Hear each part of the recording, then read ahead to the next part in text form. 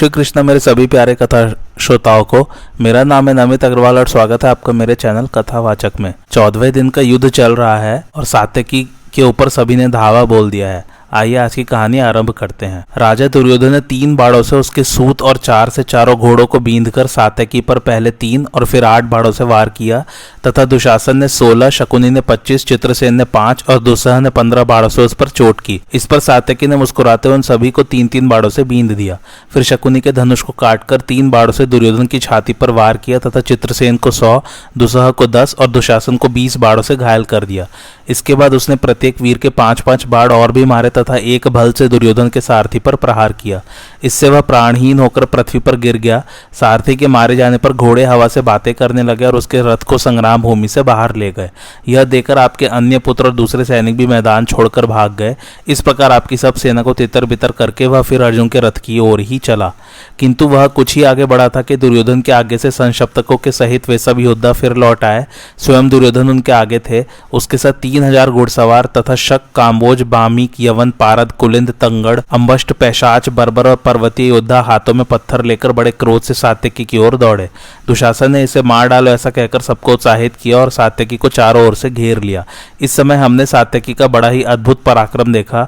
वह अकेला ही बेखटके उन सबके साथ संग्राम कर रहा था तथा रथ सेना, गज सेना और घुड़सवारों के सहित उन सभी अनारियों का संहार करता जाता था। जब वे मार खाकर भागने लगे तो उनसे दुशासन ने कहा, अरे भागते क्यों हो? तुम लोग तो पत्थरों की मार मारने में बड़े कुशल हो। सात्यकी तो इससे सर्वथा अनभिज्ञ है, इसलिए तुम पत्थर बरसाकर इसे मार डालो।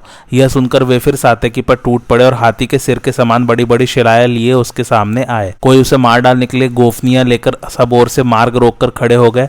उन्हें शिला युद्ध करने की इच्छा से आया देख सात्यकी ने बाढ़ बरसाना आरंभ कर दिया। फिर उन्होंने जो भयंकर पाषाण वर्षा की उसे सात्यकी ने अपने बाड़ों से छिन्न भिन्न कर दिया। उन पत्थरों के रोड़ों से आप ही की सेना मरने लगी और उसमें बड़ा हाहाकार होने लगा। बात की बात में 500 शिलाधारी वीर अपनी भुजाओं के कट जाने से प्राणहीन होकर पृथ्वी पर गिर गए। अब अनेकों व्यातमुख, अयोहस्त, शूलहस्त, दरद, तंगड़, खस, लंपाक और कुलिंद योद्धा सात्यकी पर पत्थरों की वर्षा करने लगे। किंतु युद्ध कुशल सात्यकी ने बाड़ों की बौछार से उनके पत्थरों के भी टुकड़े टुकड़े कर दिए। उनकी बजरी की चोट भौरों के डंक के समान जान पड़ती थी। उससे पीड़ित होकर मनुष्य, हाथी और घोड़े संग्राम भूमि में टिक न सके।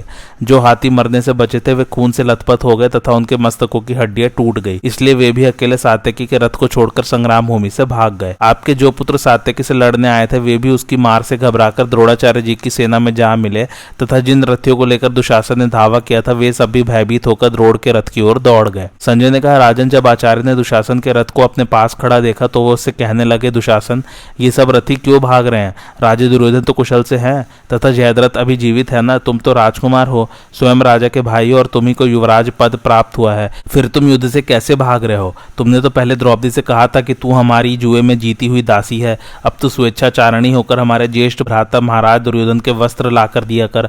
अब तेरा कोई पति नहीं है। ये सब तो तैलहीन तिल के समान सारहीन हो गए हैं।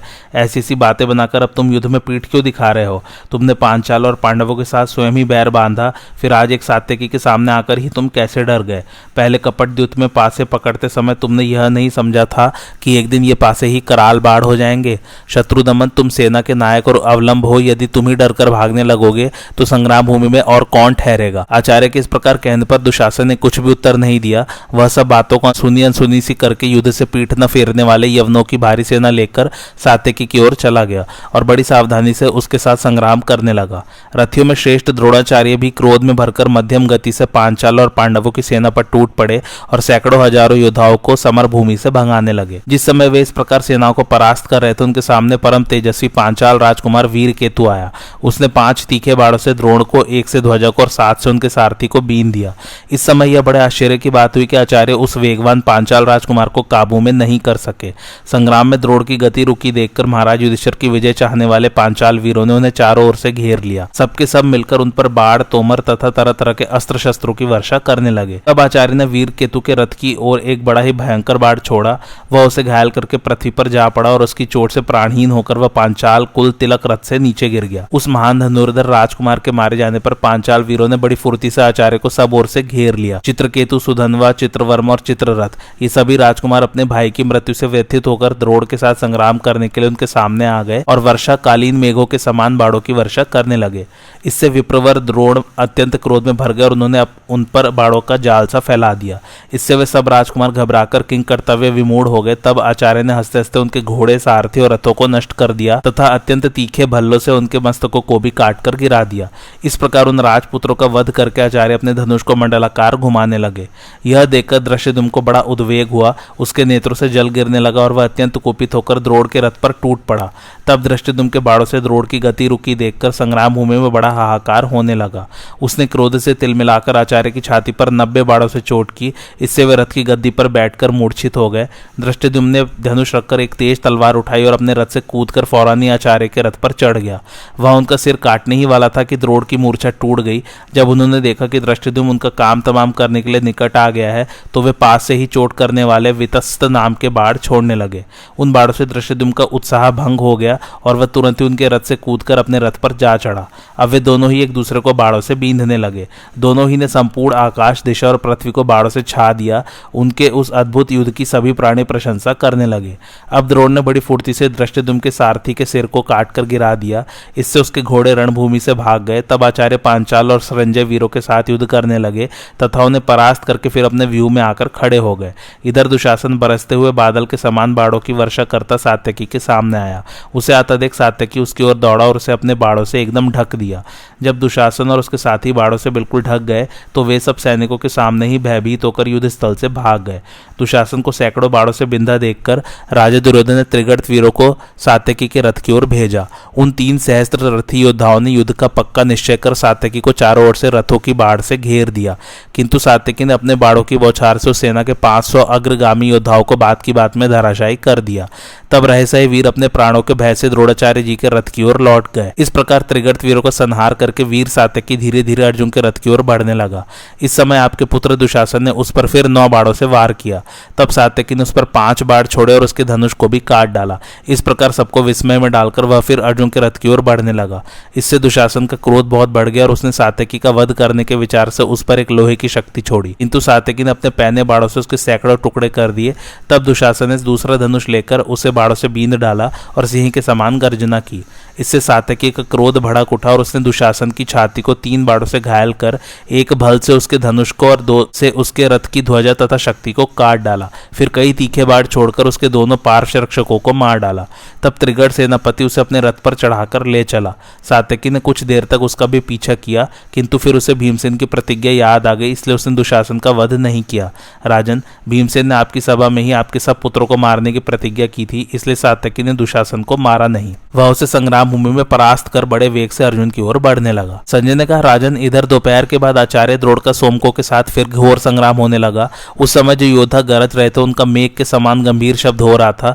पुरुष सिंह द्रोण ने अपने लाल रंग के घोड़ों वाले रथ पर चढ़कर मध्यम गति से पांडवों पर धावा की और अपने तीखे बाड़ों से मानो चुने चुने वीरों पर बाढ़ बरसा रहे हो, इस प्रकार युद्ध में खेल सा करने लगे।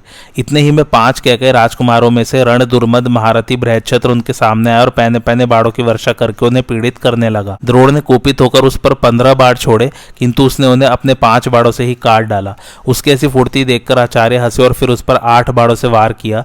यह देखकर बृहच्छत्र ने उन्हें उतने ही पहने बाढ़ छोड़कर नष्ट कर दिया। बृहच्छत्र का ऐसा दुष्कर कर्म देखकर आपकी सेना को बड़ा आश्चर्य हुआ। तब द्रोण ने अत्यंत दुर्जय ब्रह्मास्त्र प्रकट किया। उसे कहकर राजकुमार ने ब्रह्मास्त्र से ही नष्ट कर दिया तथा आचार्य पर 60 बाड़ों से चोट की।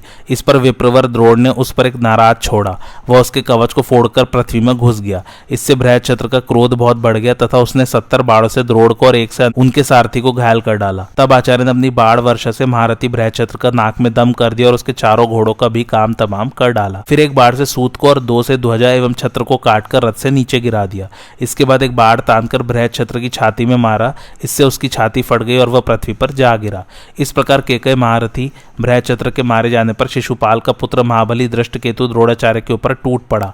उसने आचार्य तथा उनके रथ 2000 घोड़ों पर 60 बाणों से वार किया। तब द्रोण ने एक छुरप्र बाण से उसका धनुष काट डाला। वह महारथी दूसरा धनुष लेकर उन्हें बाणों से बींधने लगा।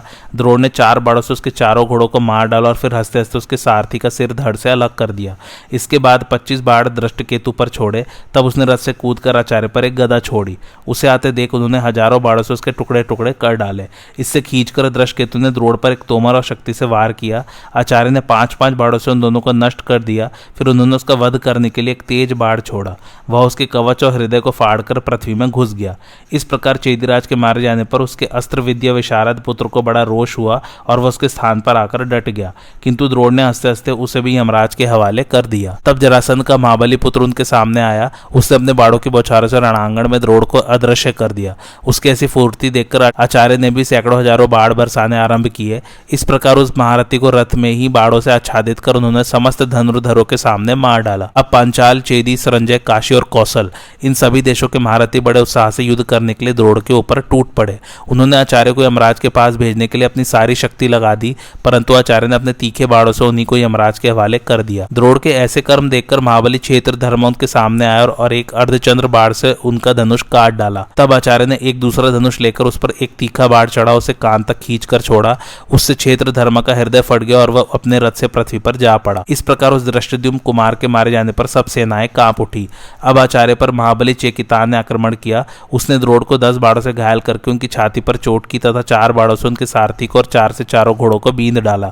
तब आचार्य ने 3 बाणों से उसकी छाती और भुजाओं पर वार किया। फिर 7 बाणों से ध्वजा काटकर 3 से सारथी को मार डाला। सारथी के मारे जाने से घोड़े रथ को लेकर भाग गए। इस प्रकार चेकितान के रथ को सारथीहीन देखकर द्रोण वहां एकत्रित हुए चेदी, पांचाल और संजय वीरों को तितर बितर करने लगे। इस समय वे बड़े ही शोभायमान जान पड़ते थे। उनके केश कानों तक पक चुके थे और आयु 85 वर्ष के लगभग हो चुकी थी। इतने वयोवृद्ध होने पर भी वे संग्राम भूमि में 16 वर्ष के बालक के समान विचर रहे थे। संजय ने कहा, राजन, जब आचार्य पांडवों के व्यूह को इस प्रकार जहां तहां से रौंदने लगे तो पांचाल, सोमक और पांडव वीर वहां से दूर भाग गए। अब धर्मराज युधिष्ठिर को अपना कोई सहायक दिखाई नहीं देता था। उन्होंने अर्जुन को देखने के लिए सब और निगाहें दौड़ाई, किंतु उन्हें न तो अर्जुन दिखाई दिए और न सात्यकी ही। इस प्रकार बहुत देखने पर भी जब उन्हें नरश्रेष्ठ अर्जुन दिखाई न दिए और न उनके गांडीव धनुष के टंकार ही सुनाई पड़ी तो उनकी इंद्रियां एकदम व्याकुल हो उठी। वे एकदम शोक में डूब गए और भीमसेन को बुलाकर उनसे कहने लगे, भैया भीम, जिसने रथ पर चढ़कर अकेले ही देवता, गंधर्व और असुरों को परास्त कर दिया था, आज तुम्हारे छोटे भाई अर्जुन का मुझे कोई चिन्ह दिखाई नहीं दे रहा है। धर्मराज को इस प्रकार घबराते देखकर भीमसेन ने कहा, राजन, आपकी ऐसी घबराहट तो मैंने पहले कभी न देखी है और न सुनी ही है। पहले जब कभी हम लोग दुख से अधीर उठते थे तो आप ही हमें दिलासा दिया करते थे। तब युधिष्ठिर ने नेत्रों में जल भरकर दीर्घ निश्वास लेकर कहा, भैया देखो, श्री कृष्ण द्वारा रोष पूर्वक बजाए जाते हुए 5 जने शंख का शब्द सुनाई दे रहा है। इससे मुझे निश्चय होता है कि तुम्हारा भाई अर्जुन आज मृत्युशैया पर पड़ा हुआ है और उसके मारे जाने पर श्री कृष्ण संग्राम कर रहे हैं। यही मेरे शोक का कारण है। अर्जुन और सात्यकी की चिंता मेरे शोकाग्नि को बार बार भड़का देती है। देखो, उनका मुझे कोई भी चिन्ह नहीं दिख रहा है। इससे यही अनुमान होता है कि उन दोनों के मारे जाने पर ही श्री कृष्ण युद्ध कर रहे हैं। भैया, मैं तुम्हारा बड़ा भाई हूँ। यदि तुम मेरा कहा मानो तो जिधर अर्जुन और सात्यकी गए हैं उधर ही तुम भी जाओ। तुम सात्यकी का ध्यान अर्जुन से भी बढ़कर रखना। वह मेरा प्रिय करने के लिए दुर्गम और भयंकर भारतीय सेना को लांघकर अर्जुन की ओर गया है। कच्चे पक्के योद्धा तो इस विशाल वाहिनी के पास भी नहीं फटक सकते। यदि तुम्हें श्रीकृष्ण, अर्जुन और सात्यकी सकुशल मिल जाए तो सिंहनाद करके मुझे सूचित कर देना। भीमसेन ने कहा, महाराज, आपके आगे शिरोधारी करके जा रहा हूँ। आप किसी प्रकार की चिंता न करें, मैं उन पुरुष सिंहों से मिलकर आपको सूचना दूंगा। धर्मराज से ऐसा कहकर वहां से चलते समय महाबली भीमसेन ने दृष्टिदुम्न से कहा, महाभाव, महारथी द्रोण जिस प्रकार सारी युक्तियां लगाकर धर्मराज को पकड़ने पर तुले हुए हैं वह तुम्हें मालूम ही है। इसलिए मेरे लिए जितना आवश्यक यहाँ रहकर महाराज की रक्षा करना है उतना अर्जुन के पास जाना नहीं है। यही बात अर्जुन ने भी मुझसे कही थी, किंतु अब मैं महाराज के आज्ञा के सामने कुछ नहीं कह सकता। जहाँ मरणासन जयद्रथ है वहीं मुझे जाना होगा। धर्मराज की आज्ञा मुझे बिना किसी प्रकार की आपत्ति किए माननी होगी। मैं भी अर्जुन और सात्यकी जिस रास्ते से गए हैं उसी से जाऊंगा। सो अब तुम खूब सावधान रहकर धर्मराज की रक्षा करना। तब दृष्टिदुम्न ने भीमसेन से कहा, पार्थ, आप निश्चिंत होकर जाइए, मैं आपके इच्छा अनुसार ही सब काम करूंगा। यह सुनकर महाबली भीमसेन अपने बड़े भाई को प्रणाम कर और उन्हें दृष्टिदुम्न की देख रेख में छोड़कर अर्जुन की ओर चल दिए। वे अपने धनुष की डोरी खींचकर बाणों की वर्षा करते हुए कौरव सेना के अग्रभाग को कुचलने लगे। उनके पीछे पीछे दूसरे पांचाल और सोमक वीर भी बढ़ने लगे। तब उनके सामने दुशल, चित्रसेन, कुंडभेदी, विविशंति, दुर्मुख, दुसह, विकट, शल, विंद, अनुविंद, सुमुख, दीर्घबाहु, सुदर्शन, वृंदारक, सुहस्त, सुषेण, दीर्घलोचन, अभय, अभय, रौद्र, कर्म, सुवर्मा और दुर्विमोचन आदि आपके पुत्र अनेकों सैनिक और पदातियों को लेकर आए और उन्हें चारों ओर से घेरने लगे। किंतु भीमसेन बड़ी तेजी से उन्हें पीछे छोड़कर द्रोण की सेना पर टूट पड़े तथा उसके आगे जो गज सेना थी उस पर बाड़ों की झड़ी लगा दी। पवन कुमार भीम ने बात की बात में उस सारी सेना को नष्ट कर डाला। जिस प्रकार वन में शरभ के गर्जने पर मृग घबराकर भागने लगते हैं, उसी प्रकार वे सब हाथी भयंकर चिंगार करते हुए इधर उधर भागने लगे। इसके बाद उन्होंने फिर बड़े जोर से द्रोणाचार्य की सेना पर धावा किया। आचार्य ने उन्हें आगे बढ़ने से रोका तथा मुस्कुराते हुए एक बाण द्वारा उनके ललाट पर चोट की। फिर वे बोले, भीमसेन, मुझे जीते बिना अपनी शक्ति द्वारा तुम शत्रु की सेना में प्रवेश नहीं कर सकोगे। तुम्हारा भाई अर्जुन तो मेरी अनुमति से ही घुस गया था, किंतु तुम मुझसे पार होकर इसमें नहीं घुस सकोगे। गुरु की यह बात सुनकर भीमसेन की आंखें क्रोध से लाल हो गई और उन्होंने निर्भय होकर कहा, ब्रह्मा बंधो, अर्जुन ने आपकी अनुमति से रणांगण में प्रवेश किया हो, ऐसी बात नहीं है। वह तो ऐसा दुर्धर्ष है कि इंद्र की सेना में भी घुस सकता है। वह आपका बड़ा आदर करता है, ऐसा करके उसने आपका मान ही बढ़ाया है। मैं दयालु अर्जुन नहीं हूं, मैं तो आपका शत्रु भीम हूं। ऐसा कहकर भीमसेन ने अपनी कालदंड के समान भयंकर गदा उठाई और उसे घुमाकर द्रोणाचार्य पर फेंका। द्रोण तुरंत ही अपने रथ से कूद पड़े और उस गदा ने घोड़े, सारथी और ध्वजा के सहित उस रथ को चूर चूर कर डाला तथा और भी कई वीरों का काम तमाम कर दिया। अब आचार्य दूसरे रथ पर चढ़कर व्यूह के द्वार पर आ गए और युद्ध के लिए तैयार होकर खड़े हो गए। महापराक्रमी भीमसेन क्रोध में भरकर अपने सामने खड़ी हुई रथ सेना पर बाड़ों की वर्षा करने लगे। इस सेना में जो आपके महारथी पुत्र थे वे भीमसेन के बाड़ों से नष्ट होते हुए भी उन पर विजय प्राप्त करने की लालसा से बराबर युद्ध करते रहे। अब दुशासन ने क्रोध में भरकर भीमसेन का काम तमाम कर देने के विचार से उन पर एक अत्यंत तीक्ष्ण लोहमयी रथ शक्ति फेंकी, किंतु भीमसेन ने बीच ही में उस महाशक्ति के 2 टुकड़े कर दिए। फिर उन्होंने 3 तीखे बाड़ों से कुंडभेदी, सुषेण और दीर्घलोचन इन 3 भाइयों को मार डाला। आपके वीर पुत्र इस पर भी लड़ते ही रहे। इतने ही में उन्होंने महाबली वृंदारक तथा अभय, रौद्र, कर्म और दुर्विमोचन का भी काम तमाम कर दिया। तब आपके पुत्रों ने उन्हें चारों ओर से घेर लिया और उन पर बाड़ों की झड़ी लगा दी। भीमसेन ने हंसते हंसते आपके पुत्र विंद, अनुविंद और सुवर्मा को यमराज के घर भेज दिया। फिर उन्होंने आपके शूरवीर पुत्र सुदर्शन को घायल किया। वह पृथ्वी पर गिर पड़ा और मर गया। इस प्रकार भीमसेन ने सब और ताक ताक कर थोड़ी ही देर में अपने तेज बाड़ों से उस रथ सेना को नष्ट कर डाला। फिर तो सिंह की दहाड़ सुनकर जैसे मृग भागने लगते हैं, उसी प्रकार उनके रथ की घरघराहट सुनकर आपके पुत्र सब और भागने लगे। भीमसेन ने आपके पुत्रों की भागती हुई सेना का भी पीछा किया और वे सब और कौरवों का संहार करने लगे। इस तरह बहुत मार पड़ने पर वे भीमसेन को छोड़कर अपने घोड़ों को दौड़ाते हुए रणभूमि से भाग गए। महाबली भीम संग्राम में उन सबको परास्त करके बड़े जोर से गरजने लगे। अब वे रथ सेना को लांग कर आगे बढ़े। यह देखकर द्रोणाचार्य ने उन्हें रोकने के लिए बाड़ों की वर्षा आरंभ कर दी तथा आपके पुत्रों की प्रेरणा से कई धनुर्धर राजाओं ने भी उन्हें चारों ओर से घेर लिया। तब भीमसेन ने सिंह के समान गर्जना करते हुए एक भयंकर गदा उठाकर बड़े वेग से उन पर फेंकी। उसने आपके कई सैनिकों का काम तमाम कर दिया। भीमसेन ने गदा से ही आपके अन्य सैनिकों पर भी प्रहार किया। इससे वे भयभीत होकर इस प्रकार भागने लगे जैसे सिंह की गंध पाकर मृग भाग जाते हैं। जब महारथी भीमसेन इस प्रकार कौरवों का संहार करने लगे तो द्रोणाचार्य उनके सामने आए। उन्होंने अपने बाड़ों की बौछारों से भीमसेन को आगे बढ़ने से रोक दिया। अब इन दोनों वीरों का बड़ा घोर युद्ध होने लगा। भीमसेन अपने रथ से कूदकर द्रोण के बाड़ों की मार सहते हुए उनके रथ के पास पहुंच गए और उसका जुआ पकड़कर उसे दूर फेंक दिया। द्रोण एक दूसरे रथ पर चढ़कर फिर व्यूह के द्वार पर आ गए। अपने निरुत्साहित गुरु को इस प्रकार फिर अपने सामने आए देख भीमसेन फिर बड़े वेग से उनके पास गए और धुरे को पकड़कर उस रथ को भी दूर पटक दिया। इसी तरह भीमसेन ने अनायासी द्रोणाचार्य के 8 रथ फेंक फेंक कर नष्ट कर दिए। आपके योद्धा यह सब कौतुक बड़े विस्मय भरे नेत्रों से देखते रहे। अब आंधी जैसे वृक्षों को नष्ट कर देती है, उसी प्रकार संग्राम में क्षत्रियों का नाश करते हुए भीमसेन आगे बढ़े। कुछ दूर जाने पर उन्हें कृतवर्मा से सुरक्षित बोध सेना मिली, किंतु वे उसे भी तरह तरह से नष्ट भ्रष्ट करके आगे बढ़ गए। फिर काम्बोज सेना तथा अनेकों और युद्ध कुशल म्लेच्छों को पार करने पर उन्हें युद्ध करता हुआ सात्यकी दिखाई दिया। तब तो वे अर्जुन को देखने की इच्छा से अपने रथ द्वारा बड़ी सावधानी से तेजी के साथ आगे बढ़ने लगे। आपके अनेकों योद्धाओं को लांघकर वे जो ही कुछ आगे गए कि उन्होंने जयद्रथ का वध करने के लिए अर्जुन को युद्ध करते देखा। यह देखकर वे वर्षाकालीन मेघ के समान बड़े जोर से दहाड़ने लगे। भीमसेन का वह सिंहनाद श्री कृष्ण और अर्जुन के कानों में भी पड़ा। तब वे दोनों उन्हें देखने के लिए गर्जना करते हुए उनसे आ मिले। महाराज, इधर भीमसेन और अर्जुन का सिंहनाद सुनकर धर्मपुत्र युधिष्ठिर को बड़ी प्रसन्नता हुई। उनका सारा शोक दूर हो गया और उन्हें अर्जुन की विजय की भी पूरी आशा हो गई। भीमसेन के सिंहनाद करने पर वे मुस्कुराकर मन ही मन कहने लगे, भीम, तुमने खूब सूचना दी। तुमने अपने बड़े भाई का कहना करके दिखा दिया। भैया, जिनसे तुम द्वेष करते हो, संग्राम में उनकी विजय कभी नहीं हो सकती। यह मेरा बड़ा सौभाग्य है कि मुझे श्री कृष्ण और अर्जुन के सिंहनाद का शब्द भी सुनाई दे रहा है। क्या श्री कृष्ण की रक्षा में सूर्यास्त से पहले ही अपनी प्रतिज्ञा को पूरी करके लौटे हुए अर्जुन से मेरी भेंट हो सकेगी? अर्जुन के हाथ से जयद्रथ को और भीम के हाथ से अपने भाइयों को मरा हुआ देखकर क्या मंदबुद्धि दुर्योधन बचे खुचे वीरों की रक्षा के लिए हमसे बैर छोड़कर संधि करना चाहेगा? इस प्रकार एक ओर तो महाराज युधिष्ठिर करुणाद्र होकर तरह तरह की उधेड़ बुन में लगे हुए थे और दूसरी ओर तुमुल संग्राम हो रहा था। धृतराष्ट्र ने कहा, संजय, मुझे तीनों लोकों में ऐसा तो कोई भी वीर दिखाई नहीं देता जो रणांगण में क्रोध से भरे हुए भीम के सामने टिक सके। भला जो रथ पर रथ उठाकर पटक देता है और हाथी पर हाथी को उठाकर दे मारता है, उसके आगे और तो कौन, साक्षात इंद्र भी कैसे खड़ा रह सकता है। मुझे भीम से जैसा भय है वैसा न अर्जुन से है, न श्री कृष्ण से, न सात्यकी से और न धृष्टद्युम्न से ही।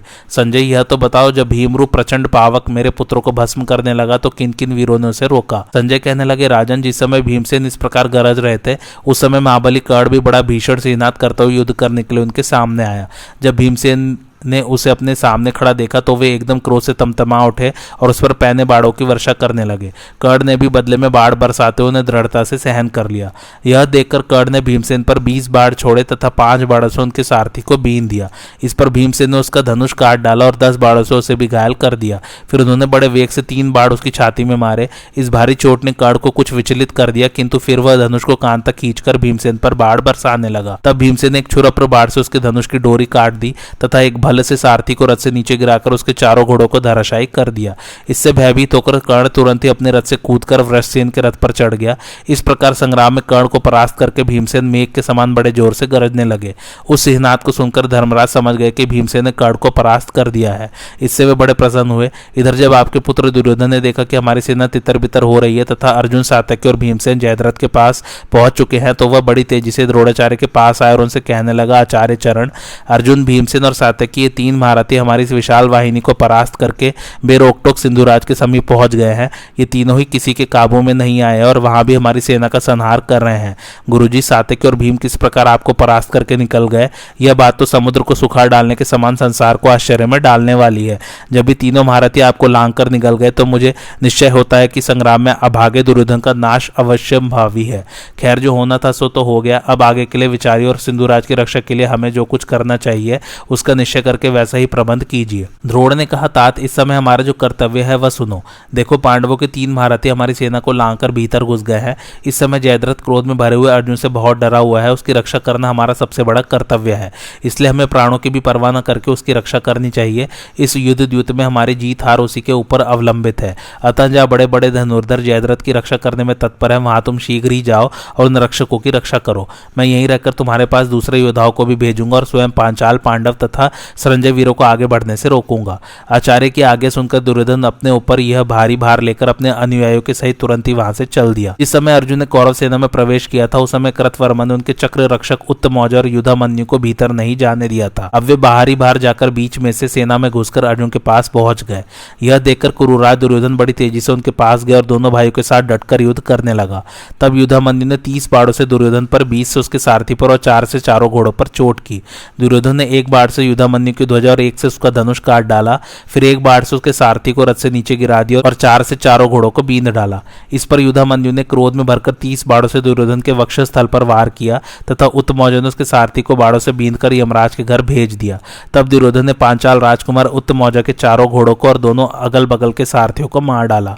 घोड़े और सारथियों के मारे जाने पर उत्तमौजा बड़ी फुर्ती से अपने भाई युधामन्यु के रथ पर चढ़ गया। वहां से उसने दुर्योधन के घोड़ों पर बहुत से बाढ़ बरसाए। उनसे वे मरकर पृथ्वी पर गिर गए। फिर उसने बड़ी फुर्ती से दुर्योधन के धनुष और तरकस भी काट डाले। तब दुर्योधन रथ से कूद पड़ा और हाथ में गदा लेकर दोनों भाइयों की ओर दौड़ा। उसे आते देखकर युधामन्यु और उत्तमौजा भी रथ से कूद पड़े। दुर्योधन ने क्रोध में भरकर अपनी गदा से सारथी, ध्वजा और घोड़ों के सहित उनके रथ को चूर चूर कर दिया। इसके बाद वह तुरंत ही राजा शल्य के रथ पर चढ़ गया। इधर दोनों पांचाल राजकुमार भी दूसरे रथों पर चढ़कर अर्जुन के पास पहुंच गए। राजन, इस समय भीमसेन भी कर्ण से अपना पिंड छुड़ाकर श्री कृष्ण और अर्जुन के पास जाने के लिए ही उत्सुक थे, किंतु जब वे उस ओर चलने लगे तो कर्ण ने पीछे से जाकर उन पर बाढ़ बरसाने आरंभ कर दिए और उन्हें ललकार कर कहा, भीम, आज अर्जुन को देखने के लिए उतावले होकर तुम मुझे पीठ दिखाकर कैसे जाते हो? तुम्हारे काम कुंती के पुत्रों के योग्य तो नहीं है। जरा मेरे सामने डटकर मुझ पर बाढ़ वर्षा करो। भीमसेन कर्ण की चुनौती को संग्राम भूमि में सह न सके और अपना रथ लौटाकर उसके साथ युद्ध करने लगे। उन्होंने बाढ़ों की वर्षा करके पहले तो कर्ण के अनुयायियों को समाप्त किया और फिर स्वयं उसका भी अंत करने के लिए क्रोध में भरकर तरह तरह के बाढ़ बरसाने लगे। उन्होंने 21 बाढ़ छोड़कर कर्ण के शरीर को बींध दिया। कर्ण ने भी 5-5 बाढ़ मारकर उनके घोड़ों को घायल कर दिया। फिर थोड़ी ही देर में कर्ण के धनुष से छूटे हुए बाढ़ों से भीमसेन तथा उनके रथ, ध्वजा और सारथी सभी आच्छादित हो गए। उसने 64 बाढ़ों से भीमसेन का सुदृढ़ कवच काट डाला तथा उन पर अनेकों मर्मभेदी नाराजों से चोट की। भीमसेन कर्ण के बर्ताव को सह न सके। उनकी आंखें क्रोध से लाल हो गई और उन्होंने कर्ण पर 25 नाराज छोड़े। इसके बाद उन्होंने उस पर 14 बाड़ों से और भी चोट की। फिर एक बाड़ से उसका धनुष काट डाला और बड़ी फुर्ती से सारथी एवं चारों घोड़ों का सफाया कर अनेकों चमचमाते हुए बाड़ उसकी छाती में मारे। वे उसे घायल करके पृथ्वी पर जा पड़े। कर्ण को अपने पुरुषार्थ का बड़ा अभिमान था, किंतु इस समय उसका धनुष कट चुका था, इसलिए वह बड़े असमंजस में पड़ गया। अंत में वह एक दूसरे रथ पर चढ़ने के लिए दौड़ गया। धृतराष्ट्र ने कहा, संजय, कर्ण ने तो साक्षात महादेव जी के शिष्य परशुराम जी से अस्त्र विद्या सीखी थी और उसमें शिष्य के सभी गुण विद्यमान थे। फिर उसे भीमसेन ने इस प्रकार खेल ही में कैसे जीत लिया? मेरे पुत्र तो सबसे अधिक कर्ण का ही भरोसा रखते हैं। इस समय उसे भीम के सामने से भागता देखकर दुर्योधन ने क्या कहा और महाबली भीम ने इसके बाद किस प्रकार युद्ध किया तथा कर्ण ने उसे संग्राम भूमि में अग्नि के समान प्रज्वलित होते देखकर क्या किया? संजय ने कहा, राजन, अब दूसरे रथ पर चढ़कर कर्ण भीमसेन की ओर चला। उस समय कर्ण को कुपित देखकर आपके पुत्र तो यही समझने लगे कि अब भीमसेन आग की लपटों में गिरने ही वाला है। कर्ण ने धनुष के भयंकर टंकार और तालियों के शब्द करते हुए भीमसेन पर धावा किया। भीमसेन अपने प्राणों का मोह छोड़कर धनुष के टंकार करते कर्ण पर टूट पड़े। उन्होंने अपने बाड़ों के जाल से कर्ण के रथ पर सूर्य की किरणों का पड़ना बंद कर दिया। तब कर्ण ने अपने तीखे बाड़ों से उस जाल को काटा और 9 बाड़ों से भीमसेन पर भी चोट की। इसके जवाब में भीमसेन ने फिर कर्ण को बाड़ों से आच्छादित कर दिया। उन दोनों का रण क्षेत्र उस समय यमलोक के समान भयंकर और दुर्धर्ष हो रहा था। दूसरे महारथी तो संग्राम को बड़े विस्मय के साथ देख रहे थे। दोनों ही वीरों ने एक दूसरे पर बाड़ों की वर्षा करते करते सारे आकाश को बाढ़मय कर दिया था। उन बाड़ों की चमक से उसमें चमचमाहट सी होने लगी थी। दोनों ही वीरों के बाड़ों की भारी मार से घोड़े, हाथी और मनुष्य मर मरकर धरती पर लोटपोट हो रहे थे। राजन, उस समय आपके पुत्रों के अनेकों योद्धा मारे गए। उनमें से कोई तो प्राणहीन होकर गिर रहे थे और कोई गिर चुके थे। इस प्रकार बात की बात में वह सारी रणभूमि हाथी, घोड़े और मनुष्य की लोथों से पट गई। राजन, अब क्रोध में भरे हुए कर्ण ने भीम पर 30 बाढ़ छोड़े चोट की। भीम ने 3 बाड़ों से उसका धनुष काट डाला और एक बल से उसके सारथी को रथ से नीचे गिरा दिया। तब इंद्र जैसे वज्र का प्रहार करते उसी प्रकार कर्ण ने एक महाशक्ति घुमाकर भीमसेन पर छोड़ी, किंतु भीम ने 7 बाड़ों से उसे बीच ही में काट डाला तथा कर्ण पर यमदंड के समान तीखे बाड़ों की वर्षा आरंभ कर दी। कर्ण ने अपना विशाल धनुष खींचकर 9 बाढ़ छोड़े। भीमसेन ने 9 बाड़ों से ही काट डाला। फिर उन्होंने कर्ण के धनुष को भी काट दिया तथा अपने बाड़ों की बौछार से उसके घोड़ों को मारकर सारथी को रथ से नीचे गिरा दिया। कर्ण को इस प्रकार आपत्ति में पड़ा देखकर राजा दुर्योधन ने अपने भाई दुर्जय से कहा, अरे तू शीघ्र इस निमुछिया भीम को मारकर कर्ण की सहायता कर।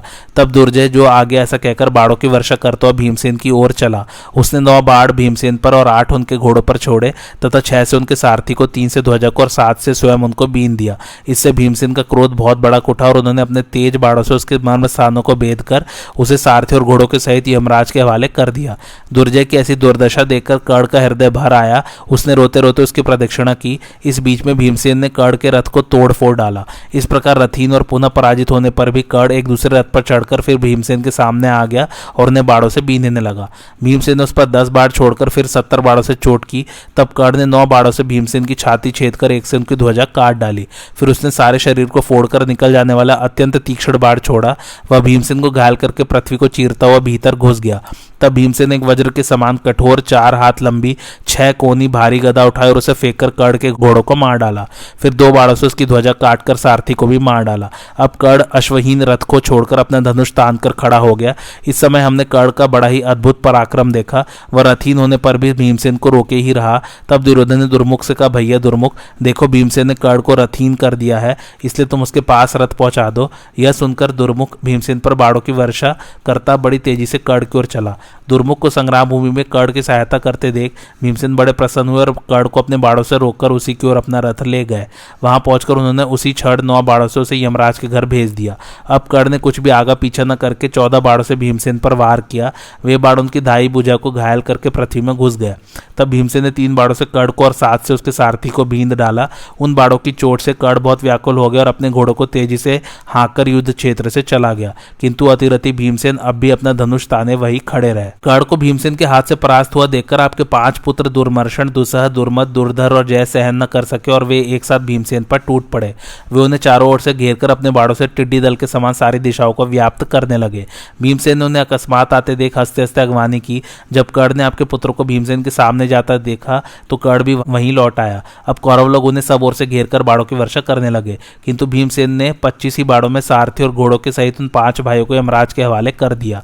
उस समय हमने भीमसेन का बड़ा ही ही अद्भुत पराक्रम देखा। वे एक ओर तो अपने बाड़ों से कर्ण को रोक रहे थे और दूसरी ओर आपके पुत्रों का संहार कर रहे थे। संजय ने कहा, राजन, प्रतापी कर्ण आपके पुत्रों को मरते देख बड़ा ही कुपित हुआ। उसे अपना जीवन भी भारी सा मालूम होने लगा। उसके देखते देखते भीमसेन ने आपके पुत्रों को मार डाला। इससे वह अपने को अपराधी से समझने लगा। इतने ही में भीमसेन कुपित होकर कर्ण पर तीखे बाड़ों की वर्षा करने लगे। तब कर्ण ने मुस्कुराकर भीमसेन को पहले 5 और फिर 70 बाड़ों से घायल कर दिया। इसके जवाब में भीमसेन ने अत्यंत तीक्ष्ण 5 बाड़ों से कर्ण के मर्म स्थानों को बींधकर एक भल्ल से उसका धनुष काट डाला। इससे कर्ण अत्यंत खिन्नचित हो दूसरा धनुष लेकर भीमसेन पर बाड़ों की वर्षा करने लगा। इतने ही में भीम ने उसके सारथी और घोड़ों का भी काम तमाम कर दिया तथा धनुष के 2 टुकड़े कर डाले। अब महारथी कर्ण उस रथ से कूद पड़ा और एक गदा उठाकर उसे बड़े क्रोध से भरकर भीमसेन के ऊपर फेंका, किंतु भीमसेन ने सारी सेना के सामने उससे बीच ही में बाड़ों से रोक दिया। अब कर्ण ने भीमसेन पर 25 बाढ़ छोड़े और भीम ने 9 बाड़ों से उनका जवाब दिया। वे बाढ़ कर्ण के कवच को फोड़कर उसकी दाई भुजा में लगे और फिर पृथ्वी पर जा पड़े। इस प्रकार भीमसेन के बाड़ों से निरंतर आच्छादित होकर कर्ण फिर युद्ध से पीछे हटने लगा। यह देखकर राजा दुर्योधन ने अपने भाइयों से कहा, अरे सब ओर से सावधान रहकर तुरंत ही कर्ण की ओर बढ़ो। भाई की यह बात सुनकर आपके पुत्र चित्र, उपचित्र, चित्राक्ष, चारुचित्र, शरासन, चित्रायुध और चित्रवर्मा बाड़ों की वर्षा करते भीमसेन पर टूट पड़े, किंतु भीमसेन उन्हें आते देख एक एक बाढ़ में ही धराशायी कर दिया। आपके महारथी पुत्र को इस प्रकार मारे जाते देखकर कर्ण के नेत्रों में जल भर आया और उसे विदुर जी के वचन याद आने लगे। परंतु थोड़ी देर में वह दूसरे रथ पर चढ़कर फिर भीमसेन के सामने आ गया और उन पर बाड़ों की वर्षा करने लगा। कर्ण के धनुष से छूटे हुए बाड़ों से वे एकदम ढक गए और उनसे उनका शरीर घायल हो गया। इस समय कर्ण इतने वेग से बाढ़ छोड़ रहा था कि उसके धनुष, ध्वजा, उपस्कर, छत्र, ईर्षादंड और जुए से भी बाड़ों की वर्षा सी होती जान पड़ती थी। उसके इस प्रबल वेग से सारा आकाश बाड़ों से छा गया, किंतु जिस प्रकार कर्ण ने भीमसेन को बाड़ों से आच्छादित किया उसी प्रकार भीम ने भी उस पर बाड़ों की झड़ी लगा दी। इस समय संग्राम में भीमसेन का अद्भुत पराक्रम देखकर आपके योद्धा भी उनकी प्रशंसा करने लगे। भूरिश्रवा, कृपाचार्य, अश्वत्थामा, शल्य, जयद्रथ, उत्तमौजा, युधामन्यु, सात्यकी, श्रीकृष्ण और अर्जुन, ये कौरव और पांडव पक्ष के 10 महारथी साधु साधु कहकर बड़े जोर से सिंहनाद करने लगे। तब आपके पुत्र राजा दुर्योधन ने अपने पक्ष के राजा, राजकुमार और विशेषतः अपने भाइयों से कहा, धनुर्धरो, देखो भीमसेन के धनुष से छूटे हुए बाढ़ कर्ण को नष्ट करें, उससे पहले ही तुम उसे बचाने का प्रयत्न करो। दुर्योधन की आज्ञा पाकर उसके 7 भाई क्रोध में भरकर भीमसेन पर टूट पड़े और उन्हें चारों ओर से घेर लिया। वे भीमसेन पर बाड़ों की वर्षा करके उन्हें बहुत पीड़ित करने लगे। तब महाबली भीम ने उन पर सूर्य की किरणों के समान चमचमाते हुए 7 बाढ़ छोड़े। वे उनके हृदय को चीरकर उनका रक्त पीकर पार निकल गए। इस प्रकार उनसे मर्मस्थल बिंद जाने के कारण वे 7 भाई अपने रथों से पृथ्वी पर गिर गए। राजन, इस तरह भीमसेन के हाथ से आपके 7 पुत्र शत्रुंजय, शत्रुसह, चित्र, चित्रायुध, दृढ़, चित्रसेन और विकर्ण मारे गए। आपके इन मरे हुए पुत्रों में से पांडुनंदन भीम अपने प्यारे भाई विकर्ण के लिए तो बहुत ही शोक करने लगे। वे बोले, भैया विकर्ण, मैंने यह प्रतिज्ञा की थी कि मैं धृतराष्ट्र के सारे पुत्रों को मारूंगा, इसी से तुम भी मारे गए। ऐसा करके मैंने अपनी प्रतिज्ञा की ही रक्षा की है। भैया तुम तो विशेषतः राजा युधिष्ठिर और हमारे ही हित में तत्पर रहते थे। हाय, युद्ध बड़ा ही कठोर धर्म है। इसके बाद वे बड़े जोर से सिंहनाद करने लगे। भीमसेन का वह भीषण शब्द सुनकर धर्मराज को बड़ी प्रसन्नता हुई। इधर आपके 31 पुत्रों को खेत रहे देखकर दुर्योधन को विदुर जी के वचन याद आने लगे। वह मनी मन कहने लगा, विदुर जी ने जो हमारे लिए हित के लिए कहा था वह सब सामने आ गया। संजय ने कहा, महाराज, महाबली कर्ण और भीम मेघ जैसे जल बरसाते उसी प्रकार बाड़ों की वर्षा कर रहे थे। भीम के नाम से अंकित अनेकों बाढ़ कर्ण का प्राणांत करते उसके शरीर में घुस जाते थे। इसी प्रकार कर्ण के छोड़े हुए सैकड़ों हजारों बाढ़ भी वीरवर भीमसेन को आच्छादित कर रहे थे। भीम के धनुष से छूटे हुए बाड़ों से आपकी सेना का संहार हो रहा था। युद्ध में मरे हुए हाथी, घोड़े और मनुष्य के कारण सारी रणभूमि आंधी से उखड़े हुए वृक्षों से पटी सी जान पड़ती थी। आपके योद्धा भीमसेन के बाड़ों की मार से व्याकुल होकर मैदान छोड़कर भागने लगे। तब कर्ण और भीमसेन के बाड़ों से व्यथित होकर सिंधु, सौवीर और कौरवों की सेना युद्ध स्थल से दूर जा खड़ी हुई। इस समय रण में मरे हुए हाथी, घोड़े और मनुष्य के रुधिर से उत्पन्न हुई भयंकर नदी बह निकली। उसमें मरे हुए हाथी, घोड़े और मनुष्य तैरने लगे। राजन, अब कर्ण ने भीमसेन पर 3 बाड़ों से वार करके अनेकों चित्र विचित्र बाड़ों की वर्षा आरंभ कर दी। तब भीमसेन ने एक अत्यंत तीक्ष्ण कर्णी नामक बाढ़ से कर्ण के कान पर प्रहार किया। इससे उसका कुंडल मंडित कान कटकर पृथ्वी पर गिर पड़ा। इसके बाद भीमसेन ने एक बाढ़ से उसकी छाती पर वार करके 10 बाढ़ और भी छोड़े। वे उसके ललाट को फोड़कर घुस गए। इस प्रकार अत्यंत घायल हो जाने से कर्ण को मूर्छा आ गया और उसने रथ के कुबर का सहारा लेकर नेत्र मूंद लिए। थोड़ी देर में जब चेत हुआ तो वह क्रोध में भरकर बड़े वेग से भीमसेन के रथ की ओर दौड़ा और उन पर 100 बाढ़ छोड़े। तब भीमसेन ने एक छुरप्र बाढ़ से उसके धनुष को काटकर बड़ी गर्जना की। कर्ण ने दूसरा धनुष लिया, किंतु भीमसेन ने उसे भी काट डाला।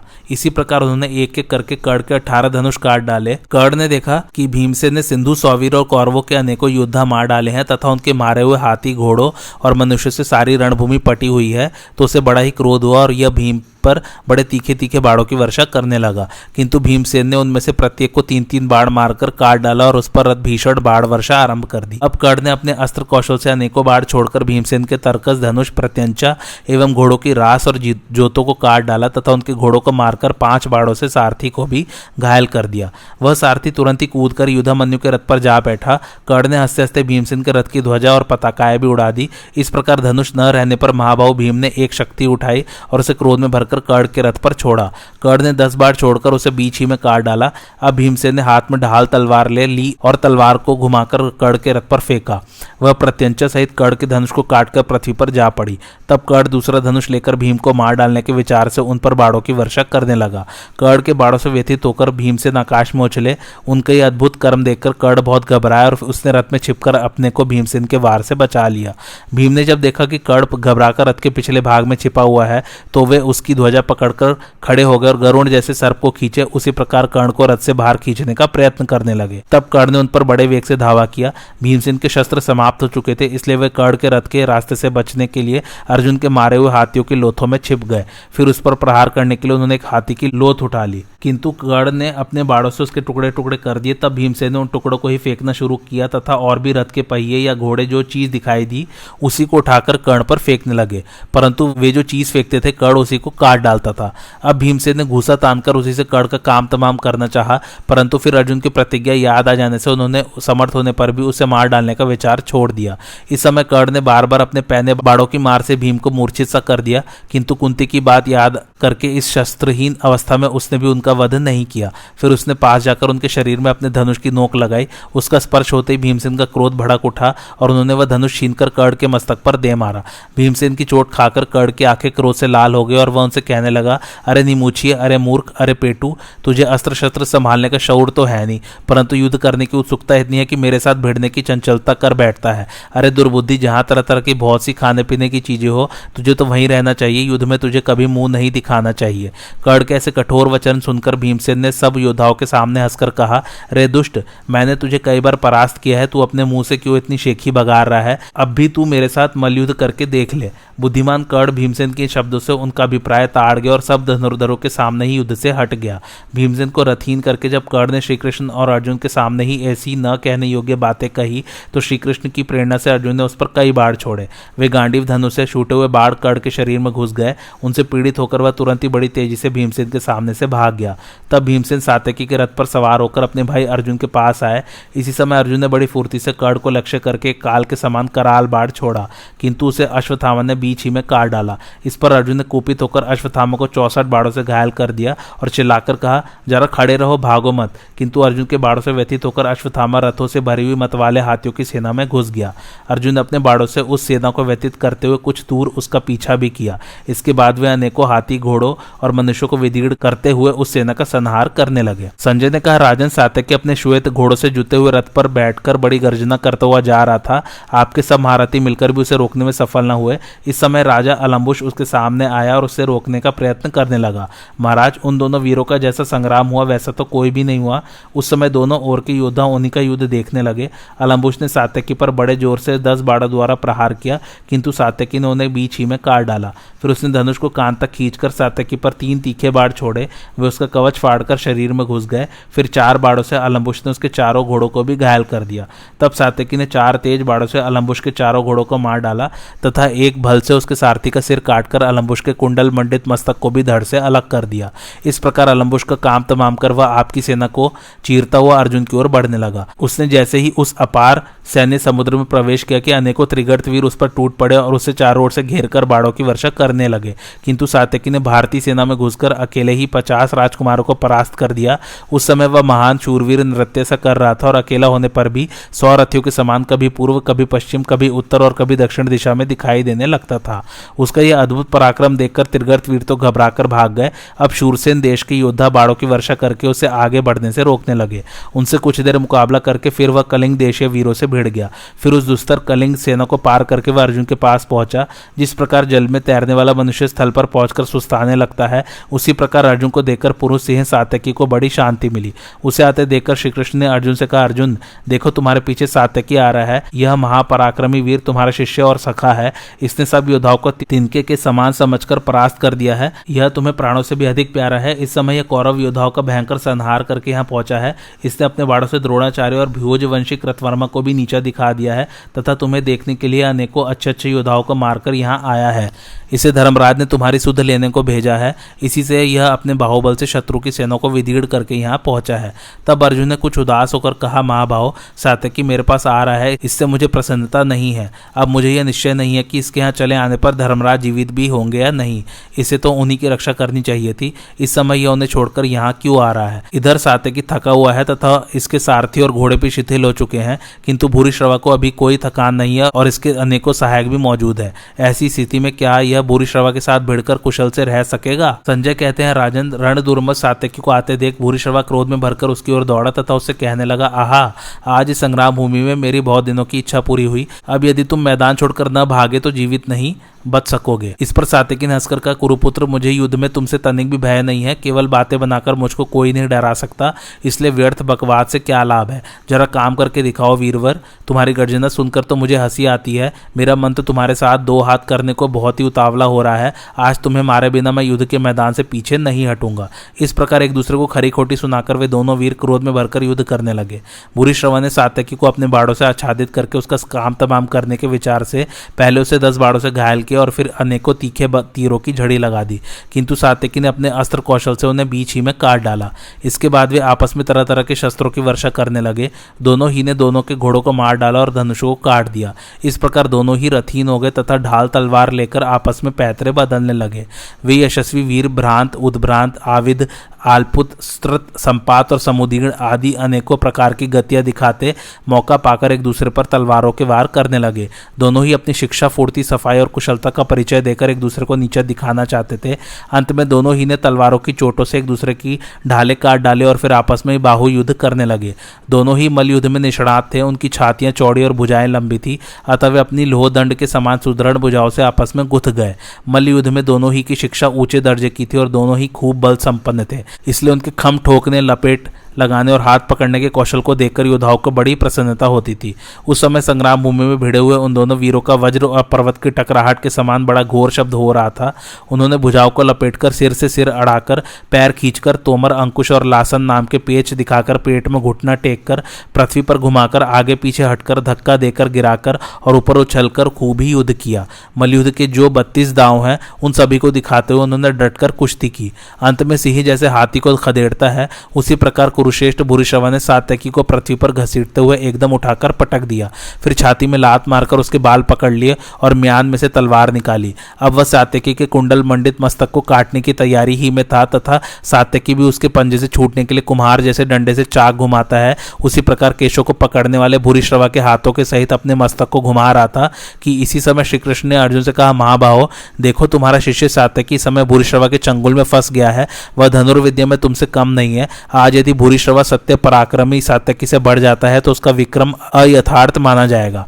श्री कृष्ण के ऐसा कहने पर महाबाहु अर्जुन ने मन ही मन भूरिश्रवा के पराक्रम की प्रशंसा की और फिर श्री वसुदेव नंदन से कहा, माधव इस समय मेरी दृष्टि जयद्रथ पर लगी हुई है, इसलिए मैं सात्यकी को नहीं देख रहा हूं, तो भी इस यदुश्रेष्ठ की रक्षा के लिए मैं एक दुष्कर कर्म करता हूं।